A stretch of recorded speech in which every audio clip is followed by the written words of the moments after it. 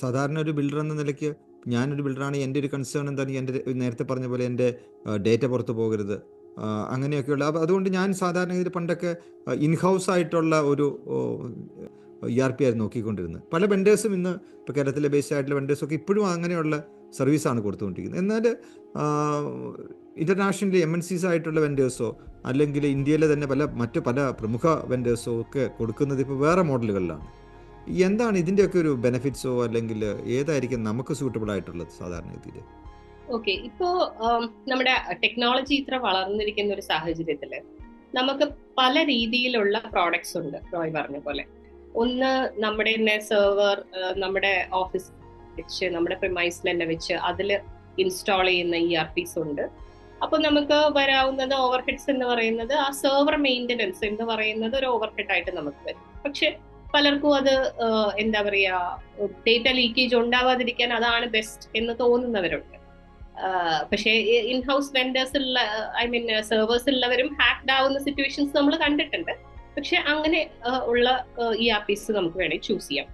ഇല്ലെങ്കിൽ ERP നമ്മൾ തന്നെ ഈ പറഞ്ഞ പോലെ ഓൺ ചെയ്യുന്നു, പക്ഷെ ഒരു ക്ലൗഡ് സ്പേസിൽ നമ്മൾ അത് ഇടുകയാണ്. ക്ലൗഡ് സ്പേസിൽ ഇടുമ്പോൾ ഗുണം എന്ന് വെച്ചാൽ സൈറ്റുകളിലും അങ്ങനെ ഇന്റർനെറ്റ് ബേസ് ചെയ്ത് എവിടെ ഇരുന്ന് വേണമെങ്കിലും, ഏത് ലൊക്കേഷനിൽ ഇരുന്ന് വേണമെങ്കിലും നമുക്കത് ആക്സസ് ചെയ്യാം എന്നുള്ളതാണ്.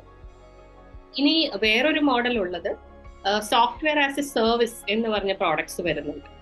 അതെന്ന് പറഞ്ഞാൽ നമ്മുടെ ഒരു എക്സാമ്പിൾ പറയുകയാണെങ്കിൽ, ഇപ്പൊ സോഹോ ഒക്കെ പോലെ നമ്മളിപ്പോ 5 ലൈസൻസസ് എടുത്തു. 5 ലൈസൻസ് എടുത്ത് 2 മാസം കഴിഞ്ഞപ്പോൾ നമുക്ക് 2 ലൈസൻസും കൂടി വേണം. അപ്പോൾ 5 ലൈസൻസ് ഉപയോഗിക്കുമ്പോൾ ആ 5 ലൈസൻസിനുള്ള പ്രൈസേ നമ്മൾ കൊടുക്കുള്ളൂ. 2 പേരെ കൂട്ടുമ്പോൾ 2 പേരുടെയും കൂടി എക്സ്ട്രാ നമുക്ക് കൊടുക്കാം. അത് കഴിഞ്ഞ് പിന്നത്തെ മാസം ഒരാൾ പോയാൽ വീണ്ടും ഒരു 6 പേർക്കുള്ളത് മാത്രമായിട്ട് കൊടുത്താൽ മതി. അങ്ങനെ ആ പ്രൈസ് വേരിയേഷൻ നമുക്ക് വളരെ നന്നായിട്ട് അബ്സോർബ് ചെയ്യുന്ന ചില SaaS പ്രോഡക്ട്സും ഉണ്ട്. അപ്പോൾ നമ്മുടെ ഒരു ഫിലോസഫി അനുസരിച്ച്, ഒരു ഓർഗനൈസേഷന്റെ ഫിലോസഫിയിൽ എന്താണോ നമുക്ക് സ്യൂട്ടബിൾ ആവുന്നത് ആ രീതിയിലുള്ള ഒരു പ്രോഡക്റ്റ് നമുക്ക് ചൂസ് ചെയ്യാവുന്നതാണ്. പല രീതിയിലുള്ള പ്രോഡക്ട്സും ഇന്ന് മാർക്കറ്റിൽ അവൈലബിളുമാണ്. ഓക്കെ, ഇന്നത്തെ നമ്മുടെ ഒരു പ്രശ്നം എന്താണെന്ന് വെച്ചിട്ടുണ്ടെങ്കിൽ, ഇപ്പോൾ ഞാനൊരു ബിൽഡറാണെങ്കിൽ എൻ്റെ അടുത്തേക്ക് എല്ലാ ദിവസവും അല്ലെങ്കിൽ 2 ദിവസം കൂടുമ്പോൾ ഒരു മാർക്കറ്റിങ്ങിൻ്റെ ഒരു ERPയുടെ ഒരു റെപ്രസെൻറ്റേറ്റീവ് വരുന്നു, മാർക്കറ്റിംഗ് ചെയ്യുന്നു. അദ്ദേഹം ഒത്തിരി പാംപ്ലെറ്റ്സ് തരുന്നു, ഒത്തിരി മാർക്കറ്റിംഗ് മെറ്റീരിയൽ തരുന്നു, അതിൻ്റെ ഫീച്ചേഴ്സിനെ പറ്റി പറയുന്നു. ഞാൻ അപ്പോൾ അതിനകത്ത് പല ആസ്പെക്റ്റുകളിലായിരിക്കാം ഞാൻ അതിനകത്ത് ഇൻട്രസ്റ്റ് ആവുന്നത്, അല്ലെങ്കിൽ എൻ്റെ ടീമംഗങ്ങൾ ഇതിനകത്ത് താല്പര്യം പ്രകടിപ്പിക്കുന്നത്. ശരിയായിട്ട് പറഞ്ഞാൽ നമുക്ക് ഈ ഇൻസ്റ്റിറ്റ്യൂഷൻ ഏറ്റവും ബെനിഫിറ്റ് കിട്ടാൻ വേണ്ടിയിട്ട് ഈ വെൻഡറെ തിരഞ്ഞെടുക്കുമ്പോൾ, അല്ലെങ്കിൽ പ്രോഡക്റ്റ് തിരഞ്ഞെടുക്കുമ്പോൾ നമ്മൾ എന്തൊക്കെ കാര്യങ്ങളാണ് കൂടുതലായിട്ട് ശ്രദ്ധിക്കാനുള്ളത്? ഈ പ്രോഡക്റ്റ് സെലക്ഷൻ എന്ന് പറയുന്നത് വളരെ ഇമ്പോർട്ടന്റ് ആണ് നമ്മുടെ ERP ഇംപ്ലിമെന്റേഷന്റെ സക്സസിന്റെ. ഞാൻ പറയും ഒരു 50% എന്താ പറയാ കാരണവും കറക്റ്റ് പ്രോഡക്റ്റ് സെലക്ട് ചെയ്യുന്നതിലാണ് ഇരിക്കുന്നത്.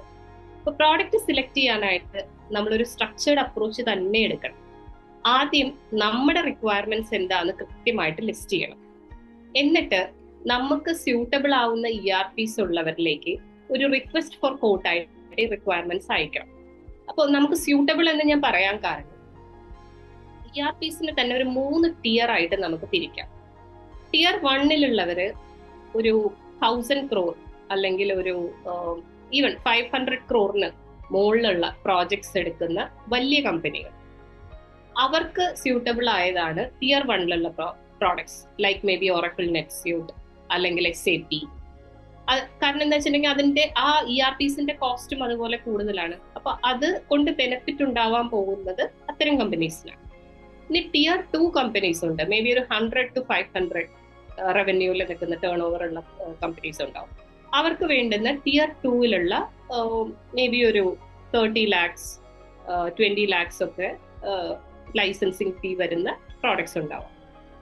ഇനി അതിനും താഴെയുള്ള പ്രോഡക്ട്സും ഉണ്ട് for companies who has a lesser revenue. അങ്ങനെ 3 tier-ലുണ്ട്. അപ്പൊ അതുകൊണ്ട് തന്നെ നമ്മൾ ഏത് ടിയറിൽ നിൽക്കുന്നു, ഏത് ടിയറിലെ ERP ആണ് നമുക്ക് വേണ്ടതെന്ന് ബേസ് ചെയ്തിട്ട് അത്തരം ERP വെൻഡേഴ്സിന് അല്ലെങ്കിൽ പ്രോഡക്ട്സിന് നമ്മൾ ഈ RFQ അയക്കണം. അവരുടെ റെസ്പോൺസ് വെച്ച് നമ്മൾ ഈ ERPsനെ എല്ലാം റാങ്ക് ചെയ്യണം.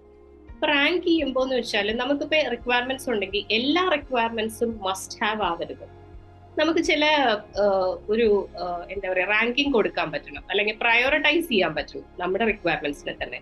കാരണം ഒരിക്കലും 100% റിക്വയർമെന്റ്സ് ചെയ്യുന്ന അല്ലെങ്കിൽ മാച്ച് ചെയ്യുന്ന ഒരു ERP നമുക്ക് കണ്ടുപിടിക്കാൻ പറ്റില്ല.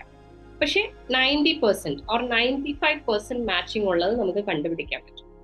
അപ്പൊ അതുകൊണ്ടാണ് നമ്മുടെ റിക്വയർമെന്റ്സിനെ നമ്മൾ പ്രയോറിറ്റൈസ് ചെയ്ത് പ്രയോറിറ്റി 1, 2, 3, 4 എന്ന് കൊടുക്കുവാണെങ്കിൽ 1 would be the ones which has the highest priority എന്ന് വിചാരിക്കാം. അപ്പൊ അങ്ങനെയുള്ള കുറെ റിക്വയർമെന്റ്സ് ഉണ്ടാവും. ആ റിക്വയർമെന്റ്സ് മാച്ച് ചെയ്യാത്ത ERPസിനെ നമുക്ക് തള്ളിക്കളയാം, കാരണം നമുക്കത് സ്യൂട്ടബിളേ അല്ല എന്ന് വിചാരിക്കാം. അങ്ങനെ പ്രയോറിറ്റൈസ് ചെയ്ത് ഇത്തരം ERPസിനെ റാങ്ക് ചെയ്യണം. റാങ്ക് ചെയ്യുന്നത് ഇത് നമ്മുടെ റിക്വയർമെന്റ്സ് വെച്ച്, നമ്മുടെ ഒരു ഫങ്ഷണൽ അപ്രോച്ച് വെച്ചിട്ടാണ് നമ്മൾ ഈ റാങ്കിങ് കൊടുത്തിരിക്കുന്നത്. രണ്ടാമത്തെ റാങ്കിങ് എന്ന് പറയുന്നത് ഒരു ടെക്നിക്കൽ അപ്രോച്ചിലാണ്. ടെക്നിക്കൽ അപ്രോച്ചിന് പലപ്പോഴും നമുക്ക് ഒരു ടെക്നിക്കൽ ആയിട്ടുള്ള ഒരാളുടെയും കൂടി സഹായം വേണ്ടി വന്നേക്കാം. കാരണം അത് ഇവാലുവേറ്റ് ചെയ്യുന്നത് ഏത് പ്ലാറ്റ്ഫോമിലാണ് ഇവർ ഈ പ്രോഡക്റ്റ് ഉണ്ടാക്കിയിരിക്കുന്നത് എന്നുള്ളതാണ്. ആ പ്രോഡക്റ്റിന്റെ മെച്യൂരിറ്റി, അതിനെ എന്തൊക്കെ ടൂൾസുമായിട്ട് ഇന്റഗ്രേറ്റ് ചെയ്യാൻ പറ്റും, ഇങ്ങനെയുള്ള ഒരുപാട് കാര്യങ്ങളാണ് ടെക്നിക്കൽ റാങ്കിങ്ങിൽ നമ്മൾ നോക്കുക. മൂന്നാമത്തെ റാങ്കിങ് എന്ന് പറയുന്നത് ഒരു business continuity ranking. Business continuity എന്നുള്ളത് കൊണ്ട് നമ്മൾ ഉദ്ദേശിക്കുന്നത് ഇവരൊരു ലെഗസി സിസ്റ്റമാണ്. എത്ര നാളായി ഇവർ ഈ കമ്പനി ഉണ്ട്, അവർക്ക് ഒരുപാട് വർഷമായിട്ട് ഈ പ്രോഡക്റ്റ് ഉണ്ടോ, നമ്മളെപ്പോലെ തന്നെ സിമിലർ ആയ ഒരുപാട് ക്ലയൻസ് അവർക്കുണ്ടോ, അവർ ഇത്രയും ക്ലയൻസിനെ എല്ലാം സപ്പോർട്ട് ചെയ്യാനുള്ള ഒരു എലിജിബിൾ ആയ ടീം അവർക്കുണ്ടോ, ഇനി അവരുടെ ഫ്യൂച്ചർ റോഡ് മാപ്പിൽ ഈ ഓരോ ഇൻഡസ്ട്രി ചേഞ്ചസും അനുസരിച്ച് ഇവർ ഈ പ്രോഡക്റ്റിനെ മെച്യൂർ ആക്കിക്കൊണ്ടിരിക്കുമോ, എങ്ങനെയാണ് ഇത്രയും നാളത്തെ അവരുടെ ഒരു പെർഫോമൻസ്. ഇപ്പോൾ ഒരു എക്സാമ്പിൾ പറഞ്ഞാൽ പെട്ടെന്ന് നമുക്ക് GST വന്നപ്പോൾ ഏതെല്ലാം ERPസിനാ GST ഈസി ആയിട്ട് ഇംപ്ലിമെന്റ് ചെയ്ത് എടുക്കാൻ പറ്റി, ആ അക്കൗണ്ടിങ് സിസ്റ്റത്തിൽ ആ GSTനെ അക്കോമഡേറ്റ് ചെയ്യാൻ പറ്റി, അത് ഇവർക്ക് സാധിച്ചോ, അങ്ങനെയുള്ള കാര്യങ്ങളാണ് നമ്മളൊരു ബിസിനസ് മെച്യൂരിറ്റി അല്ലെങ്കിൽ കണ്ടിന്യൂറ്റിയിൽ നോക്കുന്നത്. ഇങ്ങനെ 3 രീതിയിൽ റാങ്ക് ചെയ്തിട്ടായിരിക്കും നമ്മളൊരു ഷോർട്ട് ലിസ്റ്റ് ഓഫ് ERPസിലേക്ക് എത്തുന്നത്. മേ ബി അതൊരു 3 to 5 ERPs ആയിരിക്കും. ഇനി അത് കഴിയുമ്പോൾ ഇവരുടെ എല്ലാം പ്രോഡക്റ്റിന്റെ ഡെമോ കാണണം ഫസ്റ്റ് ആയിട്ട്. കാരണം എന്താന്ന് വെച്ചാല് ഇവരെല്ലാവരും ഉണ്ട് എന്ന് പറഞ്ഞ്, ഈ ഫീച്ചർ എന്തെങ്കിലും ഉണ്ട് എന്ന് പറഞ്ഞ് റെസ്പോണ്ട് ചെയ്തിട്ടുണ്ടാവും. പക്ഷെ ആക്ച്വലി ആ ഫീച്ചർ നമ്മുടെ ടീം കാണണം. അപ്പൊ പ്രൊക്യൂർമെന്റിന്റെ ടീം കാണണം ഇവരുടെ പ്രൊക്യൂർമെന്റ് മോഡ്യൂൾ എങ്ങനെയാണെന്ന്. അപ്പോഴേ അതിൽ ഗ്യാപ്സ് ഉണ്ടോ എന്ന് മനസ്സിലാവുള്ളൂ. അങ്ങനെ നമ്മളൊരു ഡെമോ കൂടി കണ്ട് ഷോർട്ട് ലിസ്റ്റ് ചെയ്തിട്ടാണ്. പിന്നെ മൂന്നാമത്തെ ഫാക്ടർ എന്ന് പറയുന്നത് നമ്മുടെ ഒരു ടോട്ടൽ കോസ്റ്റ് ഓഫ് ഓപ്പറേഷൻസ്. ഇങ്ങനെ ഒരു ERP എടുത്താൽ അടുത്തൊരു 3 വർഷത്തേക്കോ 5 വർഷത്തേക്കോ, പലപ്പോഴും കോസ്റ്റിങ്ങിലെ പ്രശ്നം എന്ന് വെച്ചാൽ അപ്ഫ്രണ്ട് കോസ്റ്റ് ചിലവർക്ക് കുറവായിരിക്കാം, ചിലർക്ക് കൂടുതലായിരിക്കാം. പക്ഷെ ഈ കുറവ് അപ്ഫ്രണ്ട് കോസ്റ്റ് ഉള്ളവർക്ക് ഓൺഗോയിങ് കോസ്റ്റ് ചിലപ്പോൾ കൂടുതലായിരിക്കും. അതുകൊണ്ടാണ് നമ്മളൊരു 3 years or 5 yearsന്റെ ടോട്ടൽ കോസ്റ്റ് ഓഫ് ഓപ്പറേഷൻസ് എടുക്കും.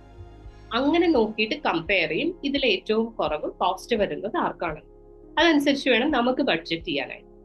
അങ്ങനെ ഈ 3 രീതിയിൽ 3 തലത്തിൽ നമ്മൾ നോക്കിയിട്ടായിരിക്കും ഫൈനലി ഒരു പ്രോഡക്റ്റ് വെണ്ടറിലേക്ക് എത്തുന്നത്.